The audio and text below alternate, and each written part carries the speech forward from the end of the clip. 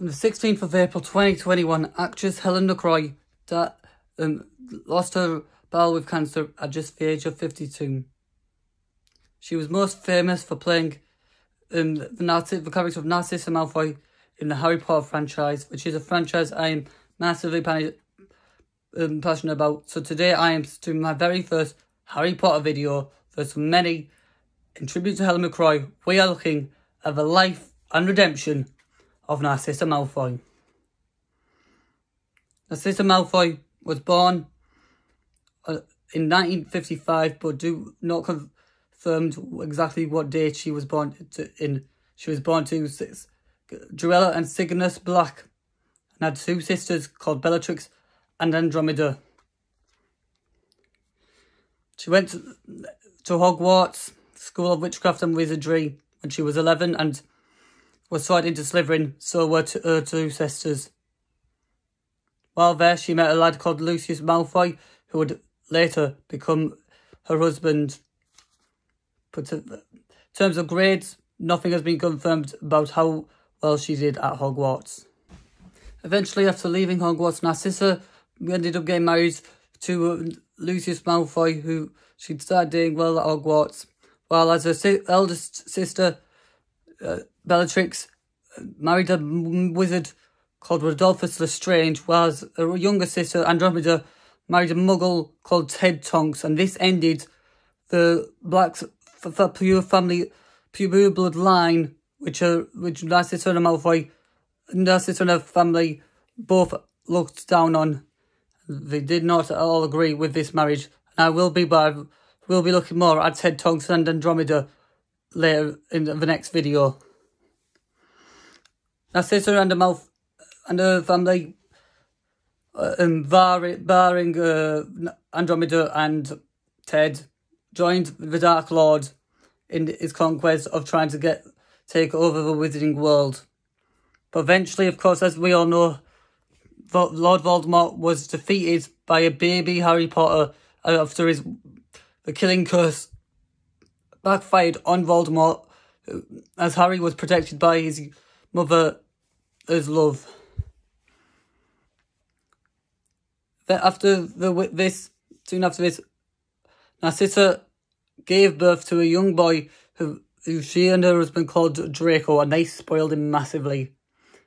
11 years on, Draco went to Hogwarts, and her husband Lucius told Draco to try and make friends with Harry Potter because he thought that as Harry was strong enough to defeat the Dark Lord, then he could be the next Dark Lord, and Lucius wanted to be on his side. But of course, we all know that was not what it was going to happen. Another 3 years later, at the Quidditch World Cup final, Narcissa went with her son and husband to the final between Bulgaria and Ireland. But little did she know Lucius was planning on attacking the nearby camp where wizards were staying, along with a bunch of other Death Eaters. And that night, fellow Death Eater Barty Crouch Jr. set off the dark market in the sky. Later that year, the Tri-Wizard tournament took place at Hogwarts, and Barty Crouch Jr. turned the Tri-Wizard Cup into a portkey, and Harry was sent to a graveyard where the House of Gaunt, which is where Voldemort grew up, and Voldemort was returned.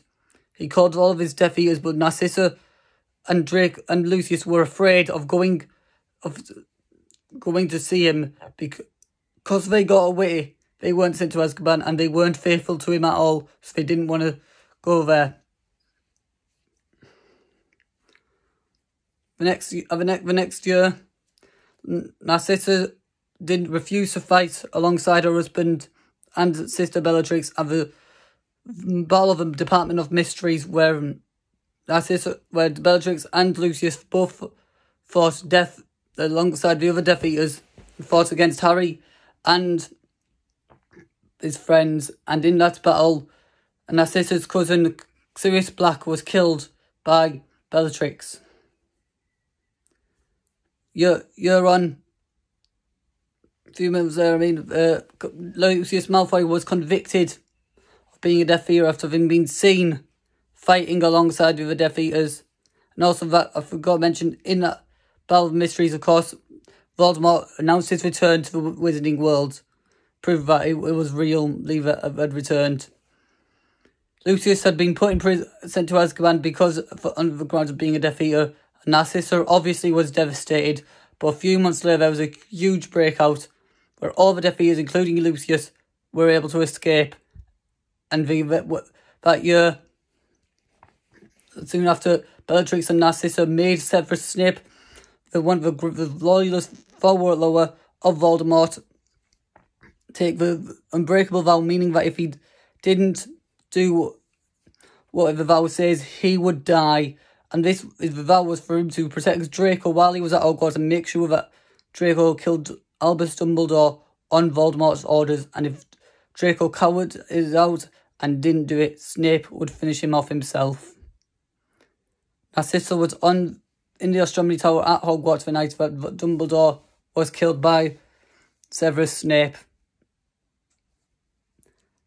That next year, 1 year on, after Harry and Potter, his friends Ron and Hermione were on the run, and Narcissa and a bunch of snatchers, including the Death Eater Greyback, eventually brought a group of people, including Ron Weasley and Hermione Granger and Dean Thomas, who had all been to Hogwarts, to Malfoy Manor, and they claimed the boy whose face was messed up was Harry Potter.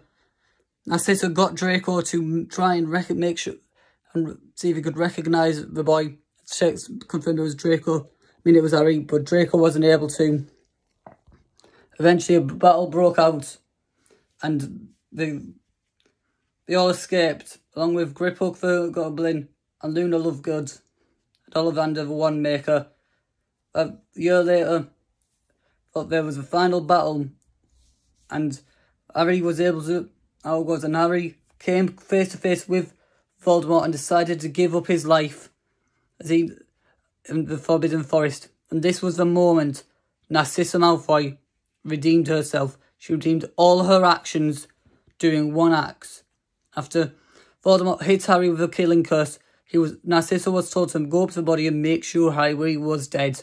She went up to Harry and asked him, whispered to him, "Is Draco safe in the castle?" Harry nodded yes. And Narcissa then turned to Voldemort and said the words, "He is dead." If this hadn't happened, Harry would have been killed. And we'll talk about how he survived in the Forbidden Forest in another video, but it's very complicated, and if Narcissa hadn't done that, he would have died.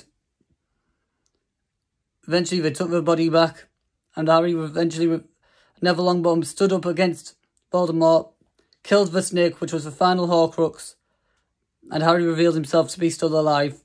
After this, Lucius, Draco, and Narcissa all flee the scene to make sure that they didn't die. They were worried that Voldemort would kill them because Narcissa lied to him. After the Battle of Hogwarts, Voldemort was defeated. We don't know a massive amount about what happened to the Narcissa and Lucius, other than neither of them went to prison to Azkaban because they had changed sides right at the end of the battle. And also, we do know that they spent the rest of their lives together. So that's it. That's the life and redemption of Narcissa Malfoy. A brilliant character, but the films did not do her justice. And I've got to say, R.I.P. to Helen Mccroy. Gone too soon. That's the end of the video, guys. Please do like and subscribe for more Harry Potter content. Next time, I will be looking at the relationship between Narcissa's sister Andromeda and the Muggle Ted Tonks. The relationship has true love written all over it. Until next time, bye.